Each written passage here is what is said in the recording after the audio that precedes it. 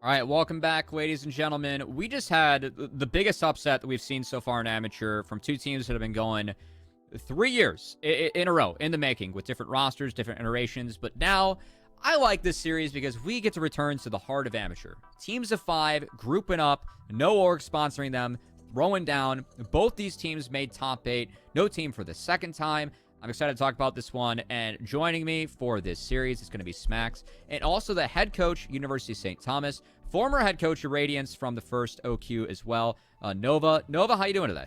I'm doing well, Rilla. I'm glad to be on the cast, and especially for this match. Again, like you said, I think this match is going to be really exciting and interesting, for sure.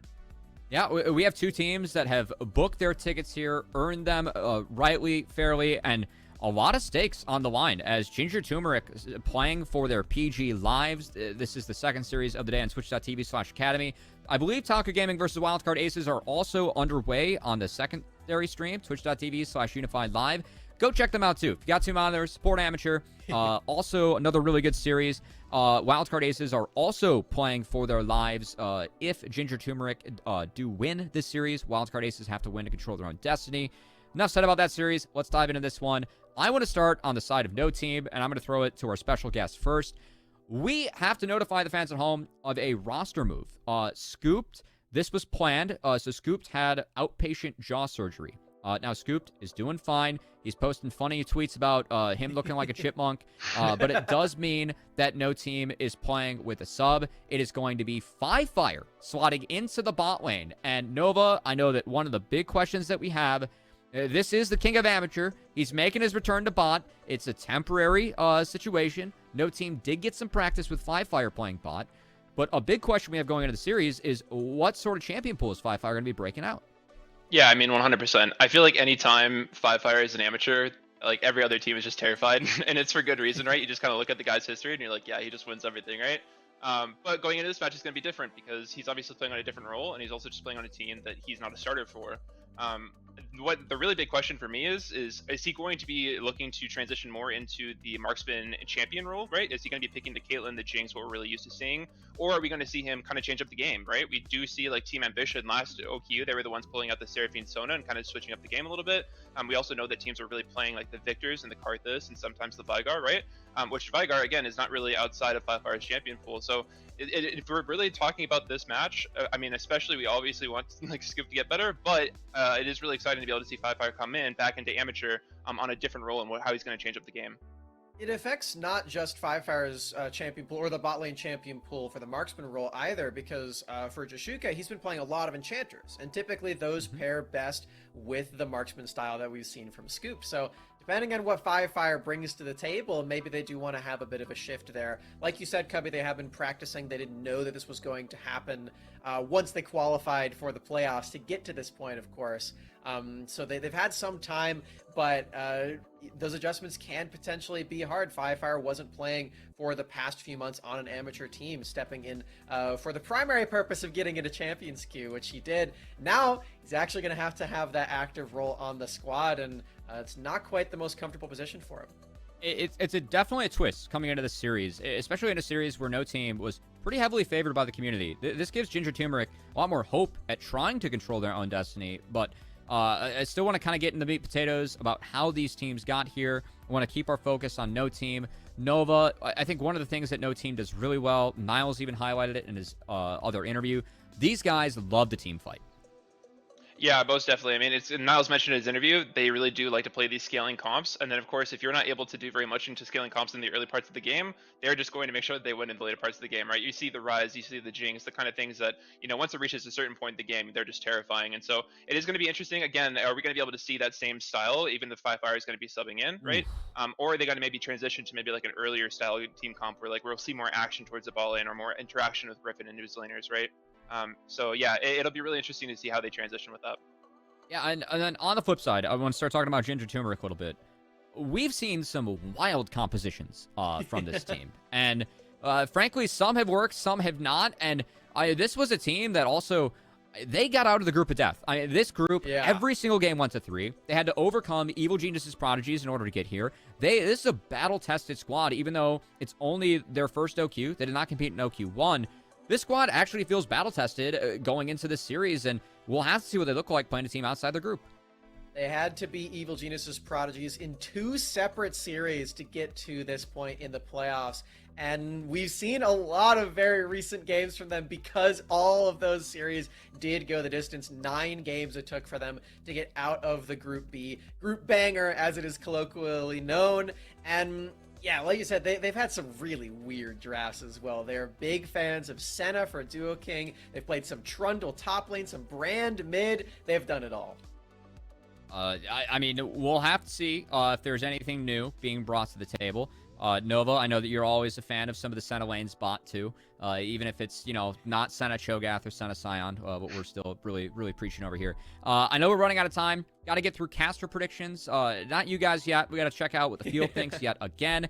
Dia Rudud, they're staying strong with the Ginger Turmeric. Everyone else seems to be on no team, and I think the no team, as we mentioned, still feel like the favorites, but we'll have to see if Ginger Turmeric can prove that wrong. They did so in just making it to the quarterfinals in the first place.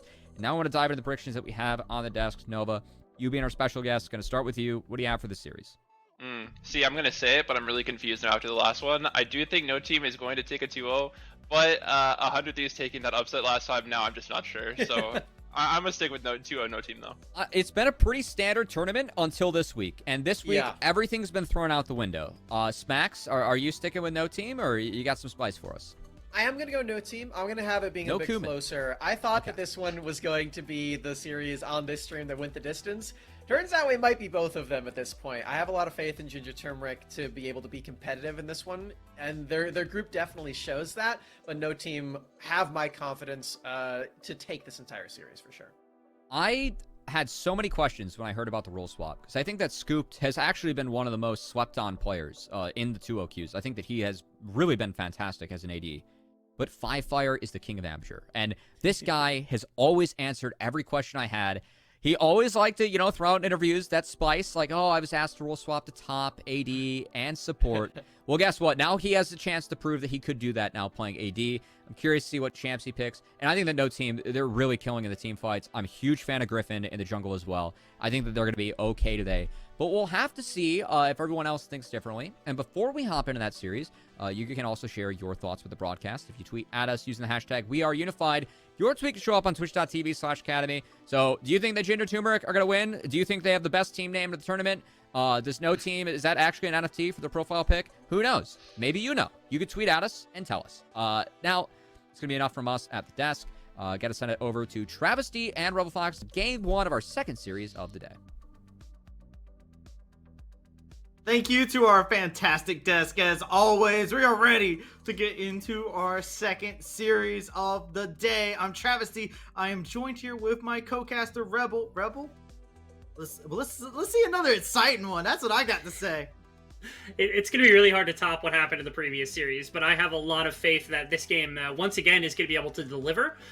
We, again, have very, very significant ramifications for what happens inside of playoffs, because Ginger Turmeric, they're fighting for their lives at this point to try to continue into Proving Grounds to even get a chance at playing in somehow, and they're against other competition that are also playing for their lives at the same time. So one swift victory here, one series win from Ginger Turmeric can mean the difference between them continuing on into Spring Proving Grounds and going home not having the ability to keep playing.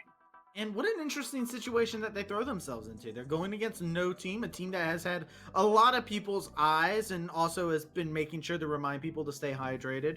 They're coming in here with a substitute, but not any other substitute. This is a key member to a lot of their wins. Yeah, I know Cubby talked about it in the very last moments of the desk, the fleeting moments where Scooped, we actually had a chance to cover them in the previous week when they were playing up against the Saints, and we were talking about how important that bot lane has been for this team, right? Like they were two of the highest kill participation members, not just in their roles, but in the entire league. Across open qualifiers and everything else that had come through. And so it is something that feels like it's going to be more jarring than we expect unless Qualifier proves it otherwise to have Scoop step out of this one, especially for how long that Scoop and Jushuka have been playing together for like well over a year, well over 2 years, I think, or at least getting close to that. That bot lane combination is very well solidified. So having Qualifier in, again, my expectations are it might be more influential than you think that it will be on its face, but again, Qualifier is incredibly talented. So it stands to reason that it's understandable why you might not expect necessarily this big swap of play. Last qualifier, he said he's comfortable lane swapping anywhere. We see the bans coming in this time. I like the fact they banned Zeri right off the get-go, just because that is the 180 carry. I think everybody knows that he's been spamming in the mid lane. Mm-hmm. So I'm curious to see exactly what kind of adaptations, if there will be any at all, as we're finishing up this first ban phase. So many marksmen off the table and some supports as well. The one thing I'm actually a little surprised I haven't seen banned out is the Senna. Duo King played that a lot during the Open Qualifier, and we'll have plenty to talk about when it comes to him. But to start with, that not being banned is a little curious, just because I know it's a preference of Duo King to have, and the Jinx wasn't taken off the board either. For the number of champions that were banned out of the bottom lane position, to think that Jinx was not going to get taken off is a little bit curious, although the expectation was there. Maybe no team was planning this, because immediately, without hesitation, the Ziggs with Perma Wave Clear is locked in alongside the Leona to be able to put some pressure onto the Jinx on the bottom side. Jinx look juicy. Hey, look, they have a strategy prepared for it. But on the other side, the other tail of the tape, Morgana is another champion that we've seen them have some fantastic performances on. There's Duo King's champion pool is one of the funnest ones to watch, and keeping our eyes to see. And there it is, a Morgana lock-in. Yeah, we appreciate that for a number of reasons. The biggest thing is, like, when Duo King was playing in the previous year, a lot of problems came about from champion pool, because he oftentimes was considered this, like, mage and enchanter type player, much more so than, like, Nautilus Leona, which was perma-picked in every single support role, right? And now the meta has shifted to where he's able to play some different stuff, to be able to play a lot more... His champion pool has been wider open. Like you said, it's one of the more exciting pools. And so taking a Morgana like this into this bottom side, it's protection against the Leona CC, and the Black Shield is going to protect damage from the Ziggs, and when his rotation in the early game basically is only enough to pop the Black Shield, that means that you have a very significant trading advantage if the Black Shield is available and you're able to use it in both of those avenues. We got some very gruff men being locked in for the jungle. We got one wearing the costume, the other in the Viking suit. So this is going to be very exciting as we get Citywity's Udyr and Griffin's Olaf. Yeah, it's a matchup that we've seen a couple of times, and specifically Griffin has gone back to this Olaf a couple of times in his own right. He's pretty menacing on it, both in the early stage of the game when he can sometimes find some effects with the axes, but also in the later stages he's a pretty mean team fighter. I know they've paired it with Soraka before as well, which is just a combination that is a match made in heaven for being able to dominate some of the early game. And for no team, I feel like they do want to take pressure away from their bottom side to a little bit of extent, at least to help out with Qualifier, and that's evident from the Ziggs pick being just like perma push on the bottom side.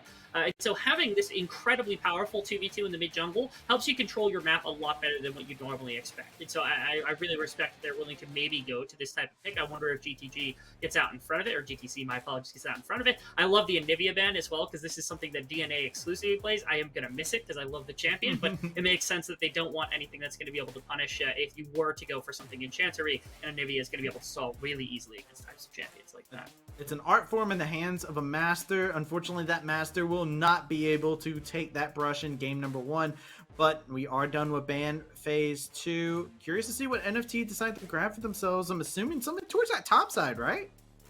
Yeah, you have to assume that, although both these top laners, I think, are ones that are going to want the power matchup. I think Existence looks better when he's able to have more powerful matchups. He can take things like Scion, and he can take blind picks like that to some extent, but he looks better when he's the one that has a champion that he's more comfortable on. And so it doesn't shock me. They go right to Soraka. They know what they want. They banned out for it specifically to make sure there's nothing to punish it, and they've got this incredibly powerful mid-jungle duo between Blaze and Griffin. This is the rock that the team can be built on. You don't have to worry as much about bottom side. They've set up Qualifier on like a mage champion to be able to push out the bottom side. You get this very powerful jungle mid duo. Now it's just about making sure Dragoon's in a great spot, and I like that. I like that they've saved the counter pick for that top lane matchup, because again, it's about more so doing damage to making sure the top side of the map's going to go well. But this is something GTC has played in the past. The brand mid lane popping back up again. This is a pick that we don't get to see often, Brand, in the mid lane. When you look at how the champ pool has kind of floated around and whatnot, it's a champion that's spotted up here inside the qualifier, and I love to see it. A Gnar as well, blind for Existence. I sense Dragoon might have the ability to counterpick this. And if it's Akshan, that would be a pretty cool way to counterpick it, especially because they need some more consistent damage. And Akshan isn't the perfect marksman, but he is a substitute marksman that could fit into it. I would prefer the Akshan than the Graves. That's my opinion. I think Akshan could punish quite a bit better as well. Now we're just trolling with the picks. We're not going to have a Yumi solo lane, almost certainly. The Akshan is what I would like to see, and I love the Dragoon's going to go for it. Something to punish the Gnar. It's got range to contest against it. It's got the consistent damage you're looking for. It kind of fits into every role that was remaining that no team really wanted to actually play into. It feels like no team got a lot of comfort for themselves in regards to this, but you look over at GTC and you can't say anything but comfort, right? These are not picks that you define as like, whoa, this is meta breaking or something like that. These are champions that they have a specific mastery upon that they are looking to, encroach into this game with. So I feel like both teams got a lot of cards in their hand that they're very comfortable playing. I almost wish that we see some shenanigans from Ginger Turmeric here, because with a Soraka in the mid lane, you have this ability maybe to put Jinx there instead. It's just for a free laning phase, because what are you gonna do? You can't run all the way up into the Jinx. The problem with this, of course, is that you have Olaf, and Olaf could make that a menacing potential. But double mage on the bottom side, especially one with two different forms of CC, with the Black Shield to be able to defend against that, I feel like percentage health damage as well from both the Brand and also the execution damage from Morgana. I feel like it's really punishing to Leona, a melee champion down there.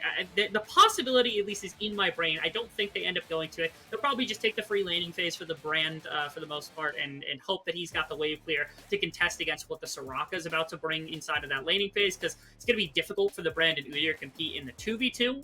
And so for the most part, it's just whatever mid laner you have is going to be fighting for CS, just collecting as much as you can. But that strategy, at least, is in the back of my mind a little bit. No team, they get the chance to kind of express a lot of the power they've got between this mid and jungle into especially Akshan. I think more than anybody, I'm looking forward to them playing very heavy towards their top side and Dragoon.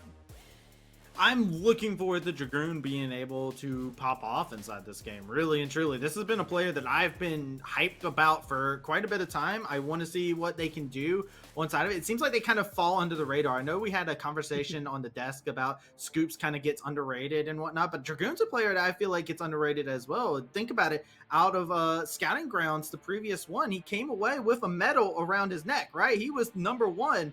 He came out of there as the winning squad. And he was paired together with Qualifier as well, who's also inside this team. So I want to see Dragoon have this pop-off moment, see what they'll be able to do. And, with a Soraka Olaf, the Olaf's getting the chug experience, right? He is just going to be constantly healing up. He's going to be sustained. That ambulance is going to make sure to band-aid all the boo-boos.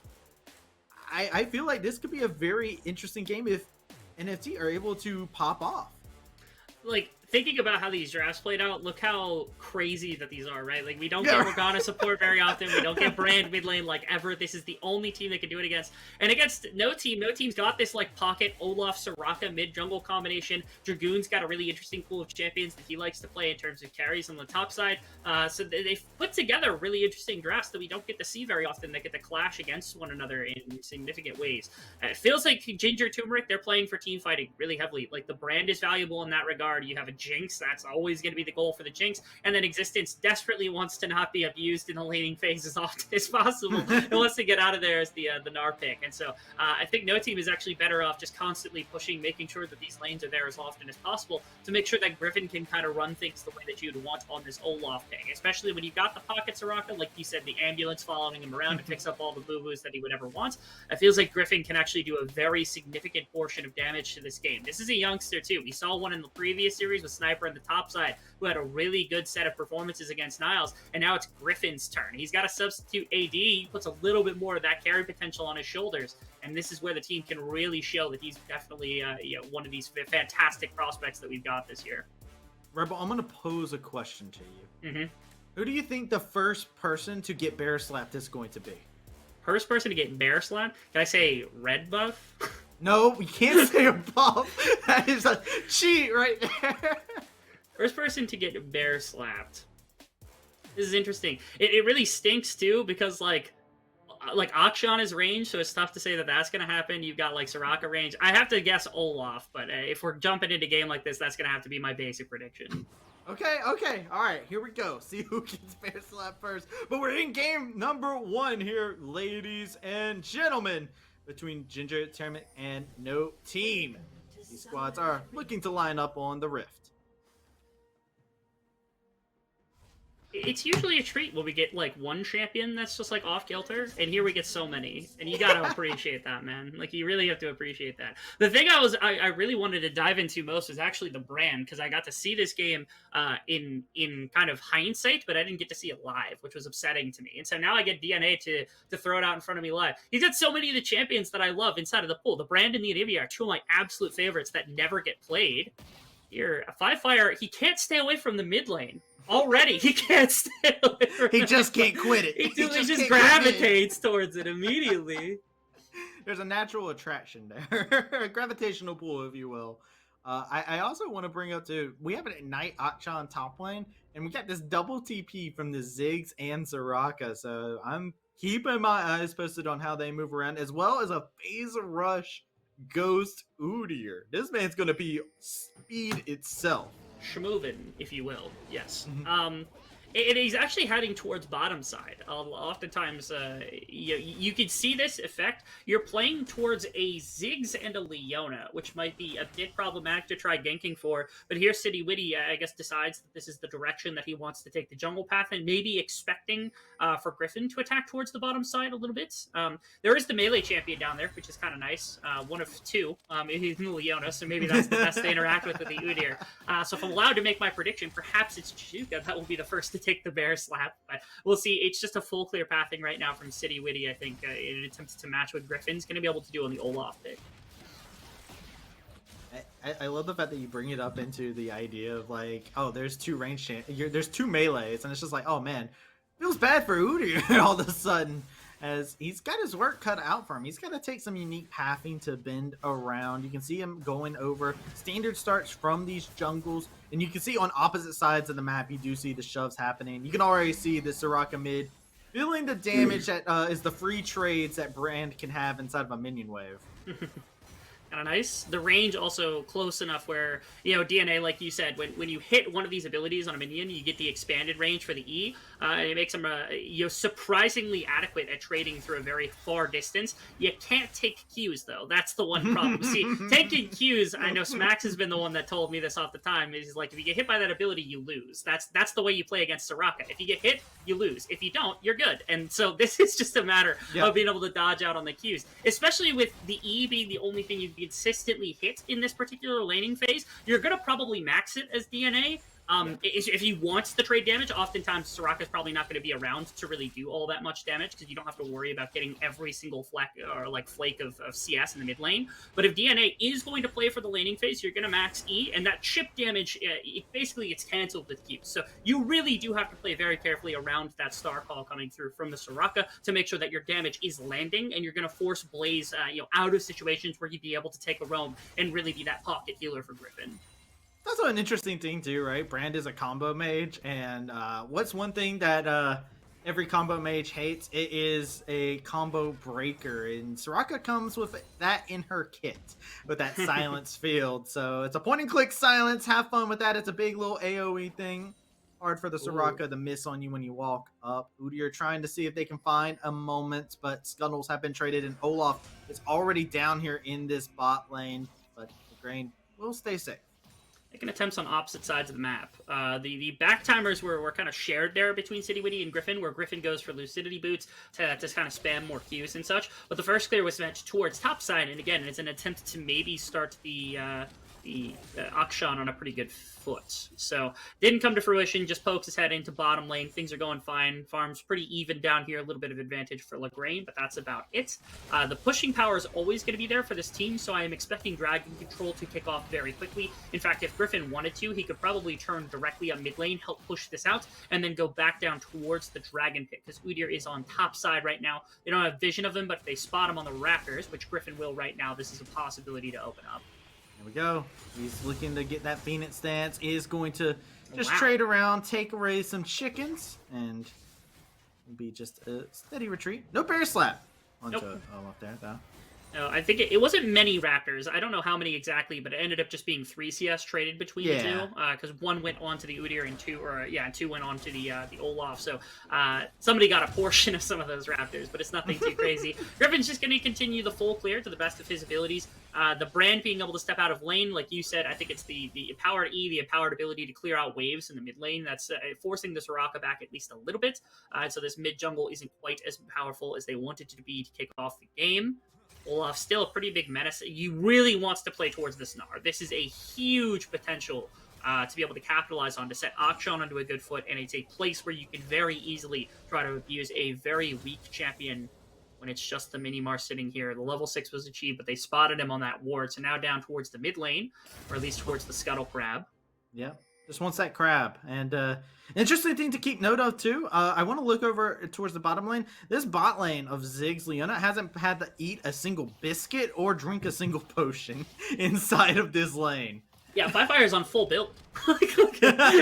He literally got every item spot completely filled at the moment with the control ward, the Doran's ring. This is the junk drawer right now of builds to come out, which is not to his dismay, because obviously, like, if you could trade more aggressively, you can begin to use some of those things. But double potions, triple biscuits, the control ward, these are things that will be expended eventually, at minimum sold at some point. But at this point, it literally is just trading back and forth between bottom lanes, between mid laners. Everything seems to be on the up and up. The gold advantage is very slight. Most of it, I think, is actually on DNA for the most part in the mid lane, and that's pretty much it. You can see DNA. Actually bought Merc Treads for a moment there, and then immediately this is like, nah, Stork Boots. I need to burn through this team, which I like to see. Take the offensive approach, especially since you do that percentage HP damage. They have eyes on Griffin, but they can't do anything about it with the back timer in the mid lane. So this is going to be first drag and going over to no team. I was expecting this a little bit earlier, but this is the opening that Griffin is actually going to be able to have in this situation. So nothing too crazy about this one. This is, again, bottom side push is just so easy to actually obtain. Blaze, throw a Q! Oh, okay. You got a couple of those Raptors. I was hoping it would be thrown a little bit quicker, just hoping that he'd be able to catch a few more from City Witty, not expecting the Q to come out and do that much damage, but it does at least steal away a couple of those Raptors, as Griffin's just going to go back into full clearing. We're right back into the game we were in before the Dragon got taken, with just one into the pocket of no team. It's interesting because maybe we don't actually get all that much crazy interaction between these two teams. It wasn't something I was necessarily expecting. But in a situation like that, we'll have to postulate what happens in the late game between these two teams, if everything all together is relatively even, or if one team jumps off to a little bit of a lead but isn't able to push it with kills in between. Yeah, you talked about the team fighting presence that actually comes out from this team. And I think that's a very valid point we have to keep our eyes on. Qualifier did TP back to the lane here. They're looking for a play. Xenoblade does connect. Mega Bomb drops. Legrain taking a good amount of damage. Leona taking some as well, but Legrain is the one who's limping away from the trade. Yeah, the Black Shield was able to block the pretty significant potion. Oh, DNA's in a bad place now. Oh, actually, it's laying out a good amount of damage, actually. Here we go. The Ragnarok has been used. The healing is there, and it makes sure Olaf gets a double kill. I know. It's so tragic. Okay, first things first, props to Griffin. He didn't pop the Ragnarok. I thought he had for some reason because the speed up had come through, but I think what I witnessed was an axe that had hit DNA beforehand, and that's why he was able to catch up to him so quickly. Because if he had popped the ultimate, you lose the resistances, and then the brand tears through your health bar. Didn't happen until City Weedy came walking in, and then City Weedy's like, I'm gonna bear slap you, and it didn't actually activate because, of course, the Ragnarok comes in. And then they're like, okay, we got enough damage, we can burst him down through Ragnarok, but you can't because there's a Soraka in the back pocket. Those boo-boos get taken care of by the amulets. That means Griffin walks away with 2 kills. Existence gonna try out. here. They're going for him. Griffin can't move. He doesn't have Ragnarok. He's trying to tango and has a good amount of damage there. Trying to see if he can find one more kill. Will be able to revive the Olaf, but finds his life forfeited as he sacrifices himself for the play. This ends up being the 2-for-1 trade here. The roam actually from Duo King doing a really good amount of work right there, making sure that there was no play to be had and no escape for Dragoon to be able to tie up what just happened. The good thing is, again, Griffin was able to redeploy, but it looks like there's too many members here, especially with a brand around. It's really difficult to not only try to walk into a team fight situation, but also there's so much damage that goes into the Rift Herald without the eyes being taken damage that Ginger Turmeric are able to walk away really effectively. Qualifier! Oh, just bullying away Legrain. I mean, it was right on the edge of the bomb. It looked like he was just out of it, and then he stepped back into the circle, crossed that line a little bit too soon.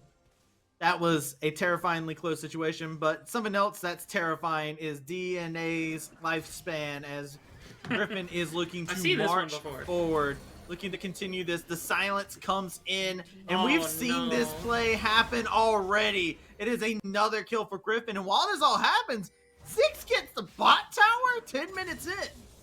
The perma pushing from the Ziggs on the bottom side, combined with just the constant aggression being made against the Brand, who has no mobility, and against an Olaf really doesn't have many legs to stand on, because the root, or the stun, my apologies, is never really going to come to fruition, and you don't have the damage into this rocket to do anything. Now in the mid lane, he's just furthering that. City Oh my Woody. goodness. In the world, that's really tough to deal with. They're playing directly into the Olaf Soraka, and that's just... You can't do that. There's even with just the two there, I don't think you can walk in as City Witty, but then you throw an additional couple members in. I know they're trying to slow down, make sure that the turret doesn't go down to 5Fire, who has the bomb to be able to execute it from one bar, but man, that is so tough. Ginger Turmeric has given so much gold over to Griffin on this Olaf, and with this pocket Soraka, beginning of the game is basically scrapped now. Like, Olaf is just commands everything.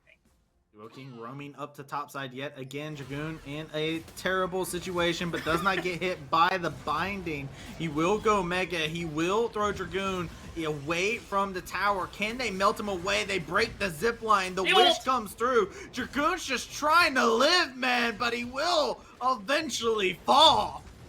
Just barely outside of the tower range. If he were a little bit closer and Existence took maybe 1 or 2 tower shots, I'm assuming they have to pull out of that situation.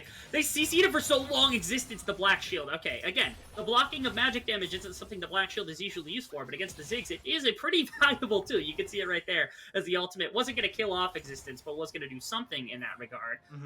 But you can see there's some play to be had from Ginger Turmeric up towards topside. They're trying to punish the one member that they can, but ultimately, the bottom side of the map, basically from jungle down, is like non-interactable. Ziggs is just perma throwing bombs. Griffin, as long as he's got Blaze around, is just unkillable in terms of a 1-on-1, 2-on-2, anything like that.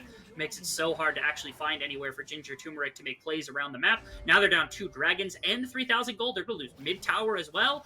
It's just a play where this continues to compound. This continues to snowball very heavily in the way of no team, unless they're able to find some kind of a big fight, maybe around the next Rift Herald, but that's about all you've got. Yeah, no team right now has the snowball in their hands, looking to break it into an avalanche and trying to start with the mid tower and see if they can bury that with this avalanche they're trying to create. So many of their members are so incredibly strong. Look at this wraparound coming in from the Leona, the solar flare. DNA is gone. Easy enough, man. They're just not putting enough into actually finding some kind of defense. They're trying to get gold into members so that they can try to look for a fight in the later stage of the game, right? But DNA gets caught out again. He is this immobile mage in the mid lane, isn't able to make the brand work nearly as much. Top lane, Dragoon is fighting under the tower. 2 members there to punish him once again. The ramifications of his team winning the rest of the map is just that there is attention being paid constantly to Dragoon's top lane Akshan, but again, you're not really getting all that much for it. Yes, you're getting your Gnar and your Udi or some gold, but it doesn't really matter that much, because again, neither of them is going to be able to contest against the Olaf with Soraka in the back pocket, and the turrets going down are just so influential. 2 mid towers now going down are in the pockets in terms of gold and in terms of map pressure that just continue to let 5Fire scale up and Griffin scale up. Things that will scare any jungler or any team out there in general is if you just take a screenshot of this Olaf 5-1-1 right now and you show the Soraka underneath it, right? These are images that will terrify a player, haunt them inside of their dreams, and already has the Gore Drinker completed. Tier 2 boots is working their way up into further itemization, and Griffin is the focus right now. No team has this unhinged Olaf that is popping off. 5Fire is the demolition crew for the squad. I mean, he didn't even get an assist in that play in the mid lane that happened. He's just there to knock down towers. He's there to knock down towers, and he's there to clear minions, and he's doing both of those jobs very effectively. I want to point this out because it's a very high mark. Right now, we're at 14 minutes into the game, but we're at 123 3 CS on Olaf. That's absurd. Like, we're encroaching upon 10 CS per minute for a jungler, which doesn't happen all that often. I get to see it every once in a while, but it's really, really far and few between. But it just goes to show how much that Griffin is ahead of the rest of the competition in this game. That he's on probably starting to get into itemization that's approaching 2 items. Duo King's Get gonna find on. himself Drop a bad down end the of things. solar Oh, wow. flare. He didn't have the black shield any further. Ooh. Duo King is going to find his HP burning, and it is the kill for Leona. But the rest of the fight, the wish comes through. Super Mega Death Rocket doesn't find the mark it wanted, and that's a kill onto Existence City Witty as Dragoon locks and loads, takes his shots. Udyr drops as well. The fight was fair for about 5 or 6 seconds there, until Olaf showed up, and then all of a sudden everything got awry. Props to Duo King for being able to kind of kite out of that situation, despite looking disastrous. Actually bought a fair amount more time. As it sounds like we're actually having some technical problems, so we'll be here for just a second figuring out what those are. But yeah, it's the game so far as much. Yeah, well, it seems like the technical difficulties are a little bit rougher, so we're going to take ourselves a short break, and when we come back, we'll be going right back into game number 1, so make sure you do not touch that browser. All right, and welcome back, ladies and gentlemen. We had to sort out some quick technical difficulties as we are back into game, as we come back to technical difficulties for Ginger's top tower. Yeah, Qualifier is the name of the technical difficulty that they're having right now. The Ziggs has just been impossible to stop in flexing around the map. It's reminding me of Caitlyn play, where it's just like, okay, if you don't do anything to stop Caitlyn, especially if you pick something that's not ranged or doesn't have wave clear on bottom side, all of a sudden she shifts in every other lane and then you lose all your towers. So Ziggs does the same thing, but he's just AP. And in this case, they left him alone on bottom side. All of a sudden now he's picked up mid tower, mid inner tower off the back of the Rift Herald, top tower now, Rift Herald 2. Shirley's going to be in the back pockets of Griffin. And again, what are you really going to do to fight them? Because if you step up to Ziggs, if you step up to the Rift Herald, then, you know, Griffin just puts down the axes and says, you're not doing that. It's not going to happen. And there's nothing. He's the bouncer. Like, you can't do anything to this no team. It's kind of crazy. And they don't have anywhere near the amount of gold they need to really start picking fights at all. Like, Ginger Turmeric just kind of getting pushed around the map as much as no team wants to. Oh, brand that's DNA. mean. That's mean. Dragoon! That is just bullying. Finds the solo kill off of an ambush. Will be happy to take that one with him after having a party in top lane for the past 17 minutes. Yeah, I mean, the reinforcements came in for the side of Ginger Turmeric to try to put his lane behind, but even that wasn't sufficient to really put Dragoon in too big of a hole. And now, in side lanes against either of these two members, I mean, the Bramble Vest and the Plated Steel Caps are there for existence, but I feel like that's just not enough to stop Dragoon in full. And with the Hull Breaker now, he starts to put on side lane pressure that, like, the rest of your map is already feeling from Qualifier and from everybody else. And Existence, he tries to bounce over the wall, but that's not going to be enough. He goes Mega, which is great, but the bomb just drops on him and leaves him instinct anyway. Yeah, this is almost impossible for Ginger Turmeric to kind of turn around right now. The only way I think you play this out is just to attempt to turtle to the best of your abilities, but that's about all you've got. You can even see the setup here. They immediately grab on the... Like, this team looks so good at moving around, and look at that Chuck. Wow. Yeah, Qualifier just throwing a bomb in just in case things go awry. If it wasn't even necessary, they would have killed him pretty easily without it.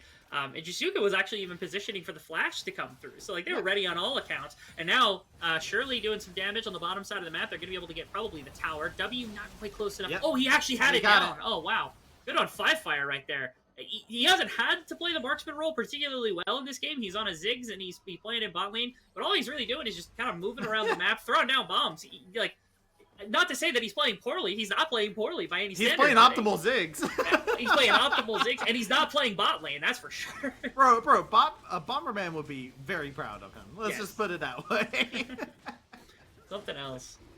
And in a game like this also, I mean, Blaze is incredibly strong right now on the Soraka. He's got 2 completed items, didn't get baited into the tier 2 boots. It also just has the Moonstone alongside the very powerful Redemption. And again, this just means that Griffin continues to just get to absolutely power farm. And anytime anyone is on the map, he can just choose to walk there and win the fight outright. It's kind of crazy. Yeah, and you were highlighting this game talking about the fact that we've had these young talents throughout. We just had Sniper on in the previous series, and now we got Griffin, another talent that you could classify as a prodigy, doing absolute work for themselves. Another young player here inside the amateur scene that is turning heads left and right, and Griffin doing it yet again here inside of game number 1 very decisively. And the team really is supporting this young player in making sure that they're able to have all the tools and resources to success. The Zoomer generation is upon us, Travis. It's just an absolute truth, and the takeover's coming.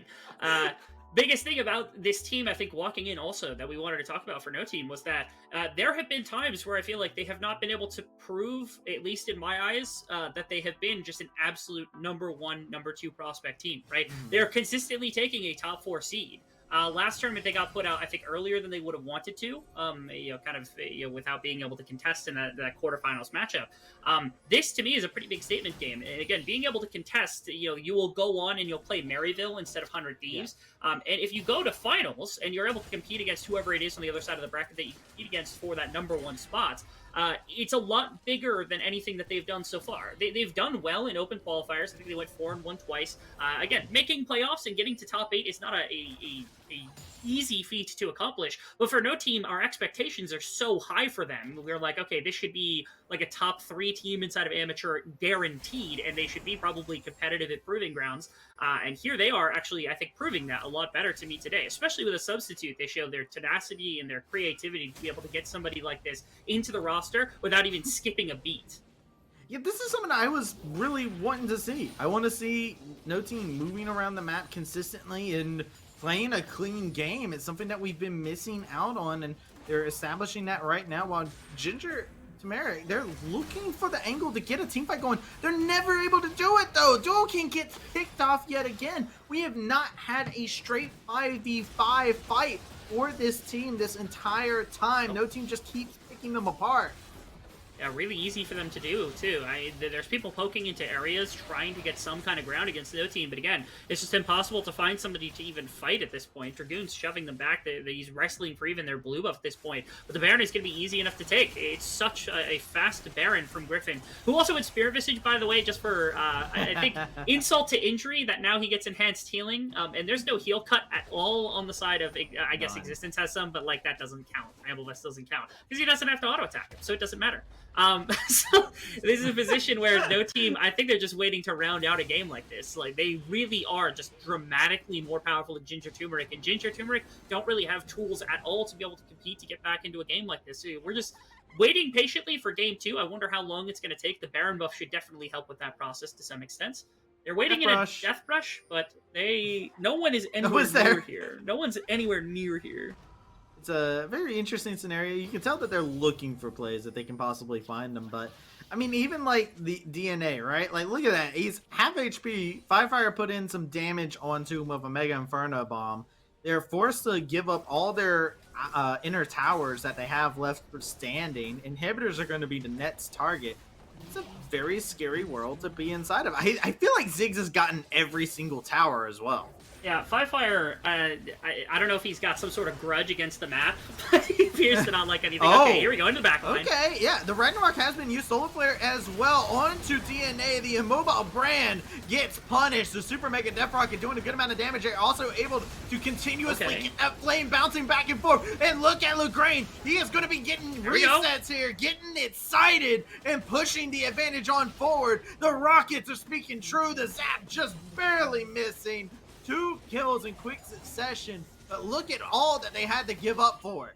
Yeah, it took a while. The base is now cracked as well with the Baron buff going down. They give up 2 members, which are the 2 most influential ones, Griffin and Blaze right now, between their mid and jungle position. And kill does go on to Lagrange, which is harmful because, again, if you're playing a front-to-back team fight, like somehow that was just scrapped from Ginger Turmeric, No Team is a little harder to play, especially if you have like Ragnarok down or if Blaze has already burnt the ultimate. When the cooldowns start to wear down for this team, all of a sudden, if you haven't brought down Jinx or pushed her out of the fight, it's a lot harder to take the full engagement, right? That's just true of most situations. And right there, Lagrange, Griffin went running in, did punish DNA's position. He kind of dumped everything and then immediately got eviscerated, but nothing had been used to put any pressure into Jinx because he hadn't showed up to the fight yet. So they push into this base, but then all of a sudden this Jinx pops out with 1.5, 2 items at the time, and that's enough to kind of push them back. So they do have to be a bit careful with where they're positioning to be able to kind of put pressure into this Jinx to make sure she isn't able to just like walk her way from front to back through a fight,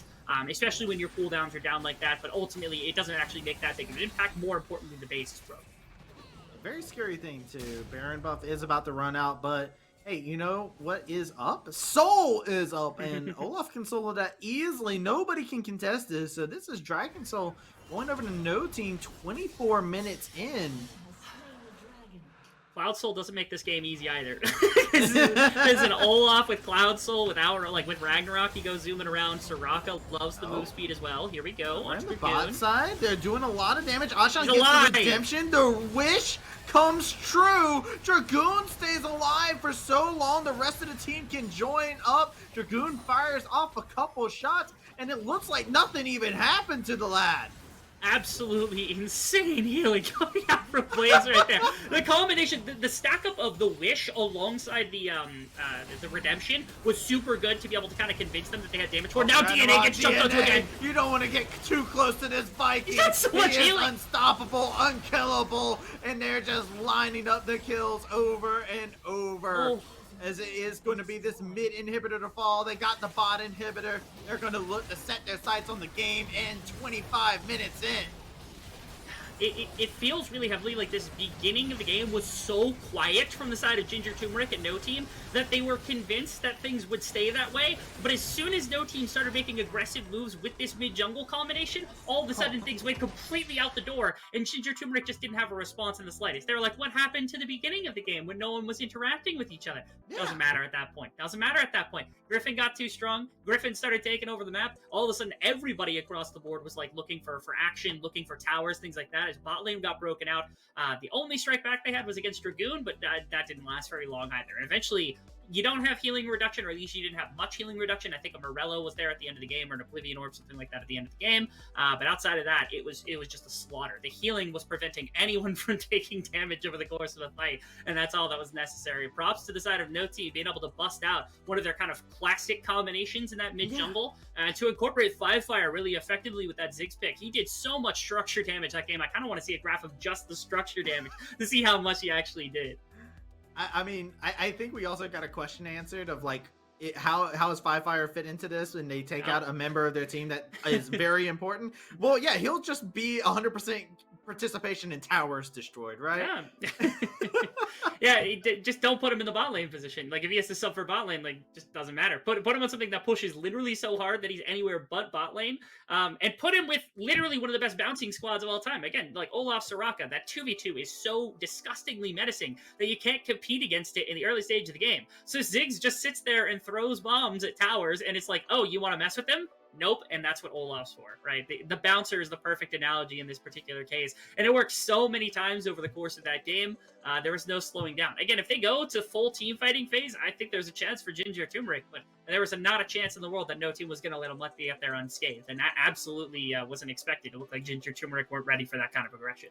Well, I know a couple lads that are ready to talk about how menacing No Team is. So we're going to go ahead and send it over to our desk. That way they can break it down and get us ready for game number 2.